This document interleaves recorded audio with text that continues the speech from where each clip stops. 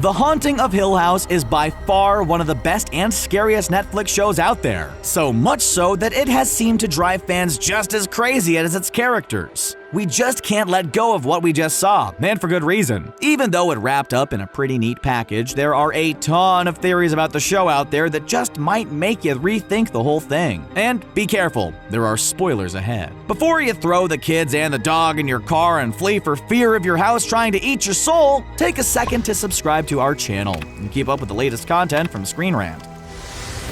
Steve goes back. There's something about the happy ending of The Haunting of Hill House that just doesn't sit right with fans. While we're happy that the surviving Cranes made it out and are moving on with their lives, Steve having a baby, Luke celebrating 2 years of sobriety, Theo accepting a loving relationship, and Shirley having reconciled with her husband, there's just something a little too sweet about the whole thing. It's not that we want them to go back to the house after we spent 10 episodes screaming at our TVs for them to get out, but there are some new theories that wonder if the family will be able to stay away. Like this one that states that Steve isn't quite done with the house, or maybe that it isn't quite done with him. We know that Hugh left Steve in charge of the house in the finale, hoping that his son will go far away and let it rot to the ground. Some fans came up with an amazing theory for season 2, which involves Steve getting writer's block and actually returning to the house to write his next book. We generally think that your life and your sanity is worth more than a bestseller, but you never know. We just hope that Steve watches The Shining first. Maybe it'll talk some sense into him.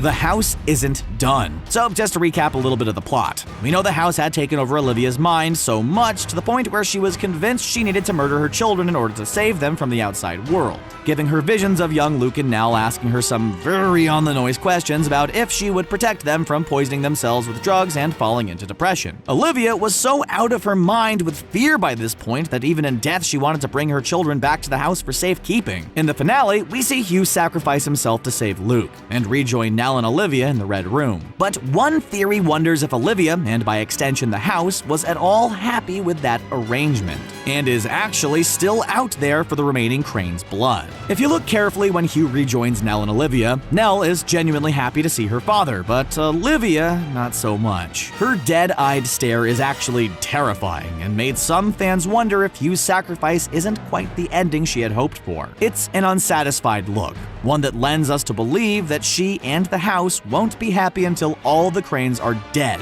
and stuck in it for good.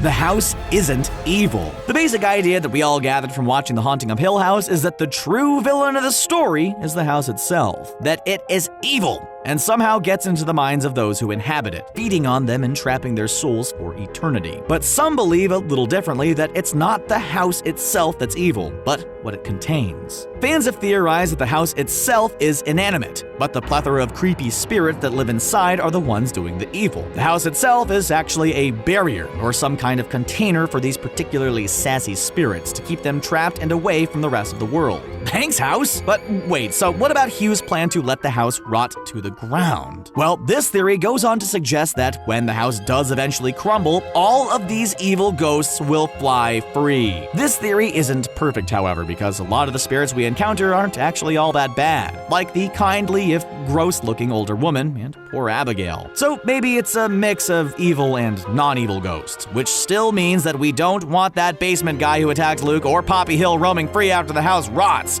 No, thank you.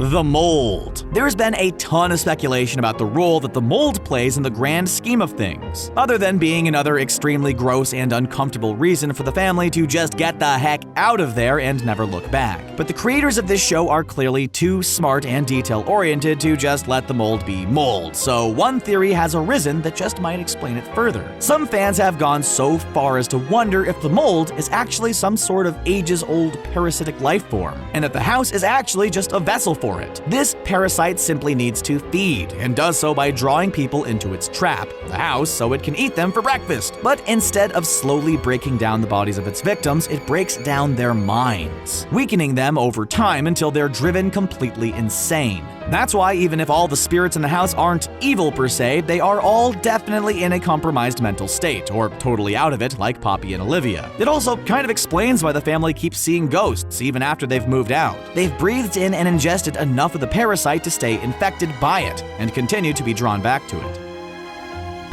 Luke never left. This is definitely one of the biggest, most debated and popular theories out there. And even though it's been addressed by the creators, we still can't write it off entirely. Many people believe that the Cranes never made it out of the house and remain trapped in the Red Room. So we now know that whenever anyone is in the Red Room, something in their fantasy will be red. A red chair, Shirley's red shirt, Luke wearing red Converse shoes when his Converse have actually been black for the rest of the show. Little signs like that tell us that this reality isn't actually reality. So what about that final happy scene when the family gathered around Luke and his celebratory 2 years sober cake? His red cake. That's right. The whole family stands, smiling around a big, bright red cake in the very center of the shot. This has led everyone to wonder if Luke actually was resuscitated and made it out alive after all, or if this too perfect vision of the future is just that, a vision. While Mike Flanagan has come out to say that he believes that the Cranes made it out alive and that the happy ending is real, there is just something about that perfectly placed red cake that we can't forget. It's right there,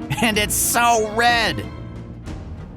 Stages of grief. With a show that is so meticulously thought out, with so many intricate and hidden details in every frame of every episode, you have to wonder what else the writers and creators have snuck in there that we're missing. One fan theory really delves deep into the subtext behind the entire show, and it's actually super intriguing. Some believe that each of the Crane children represent one of the stages of grief, and that the show itself is a huge examination of how we deal with death and loss as human beings. It even follows the order that they were born in, which seems too good not to be true. Let's start with Steve, the eldest son who clearly represents denial. He's the one who continually refuses to believe that his family is actually encountering ghosts, blaming it all on a mysterious genetic illness. Then there's Shirley, who represents anger because she is stubbornly furious at everyone and everything around her. Theo is bargaining, which is a little more subtle, but she uses her abilities to desperately try and understand Nell's reasons for returning to Hill House, so we'll accept it. Luke is clearly depression, both because of his struggle with addiction and the horrible loss he suffers of his twin sister. Finally, Nell is acceptance, which she demonstrates by going back to Hill House and allowing it to swallow her.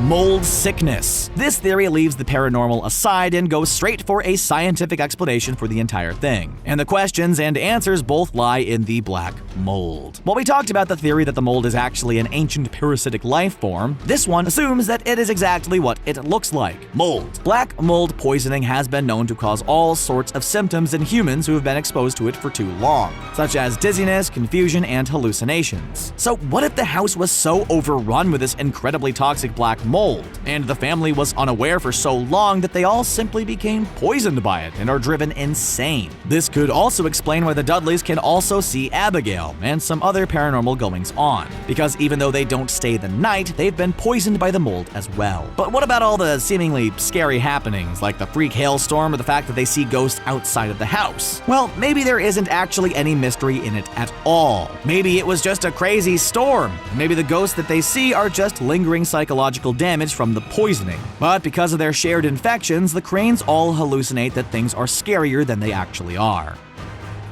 Cardinal sins. In trying to dig up any meaning from this amazing show that might have been snuck in under our noses, another fan theory has popped up. It might be a little far-fetched because there isn't really anything religious in The Haunting of Hill House, but some believe that each family member represents one of the cardinal sins. We'll start with Theo, who represents lust. Aside from maybe being one of the most beautiful women on Earth, she is shown having an attempted one-night stand, and then has the incident with Shirley's husband. Then there's Luke, who will take on gluttony. It's not much of a stretch to tie that in with his drug abuse and addiction struggles. Steve is clearly greed, what with selling out his family and all. Nell is sloth, as she's often depicted sleeping and never seemed to have a job. Shirley is envy, since she is really focused on the money Steve made from the book, and uses Theo staying in her guest house as a reason to belittle her. Olivia is wrath, because of her unpredictable temper, and Hugh was given pride, as it takes him decades to admit to his kids that he did anything to hurt them. Whether you buy it or not, it's pretty fun to imagine that each character actually represents so much more than just another regular old human. The second body. So, if you'll remember in one of the early scenes when Hugh is being interrogated by an overly friendly and clearly extremely suspicious police officer about the night that Olivia died, the officer brings up the subject of a second body that is kind of never spoken about again. This moment left everybody wondering, what second body is he referring to exactly? Surely not the old skeleton that mysteriously bricked himself into the moldy walls. So many of us assumed he was talking about the body of Abigail, who was sadly poisoned by Olivia earlier that night. But wait, the Dudleys are seen taking away Abigail's body before the cops arrive and keeping her death a secret. So whose body are we talking about here? One theory has the pretty awesome idea that plays into the larger theme of time being non-linear, which is why Nell can see her future self, aka the Bentneck Lady. Some fans believe the second body is actually the dead body of future Hugh, who kills himself in the finale. It's a little confusing to wrap your mind around, but if you let yourself believe that at least in Hill House both past and present exist at once, that because Hugh was destined to kill himself just like Nell, that the officer could have seen his body when investigating Olivia's death. True meaning. The Haunting of Hill House isn't just a show about creepy ghosts and big scary houses that are clearly too good to be true that characters in movies always insist upon moving into anyway. It's clearly a show about so much more. About grief, family, and substance abuse, and mental illness. But one more theory about the true meaning of the show just might ring a little too true for anyone out there who happens to have children. Some believe that The Haunting of Hill House is actually a show about the dangers of over-parenting your kids. Clearly, the major force that the house uses to drive Olivia insane is the notion that she can't protect her children from the outside world, that bad things may happen to them, and that those fears will be beyond her control. This fear of her lack of control forces her into such a crazed mental state that she actually tries to kill her two youngest in order to protect them. Now, it's beyond understandable that any parent would go to any length to protect their child from harm, but maybe murdering them is just a hair too far in the wrong direction. The show tells us that even if it's terrifying, kids have to be allowed to make their own mistakes and be trusted to figure it out in the end. Are you still there? Or are you hiding under your blankets for safety? Those are just some of the creepiest, most haunting theories about Hill House that are out there. And we're sure there will be plenty more to come. What did you think of these theories? Do you believe any of them or have any cool ones of your own? Let us know down below and make sure to subscribe to Screen Rant to keep up with all of our newest videos.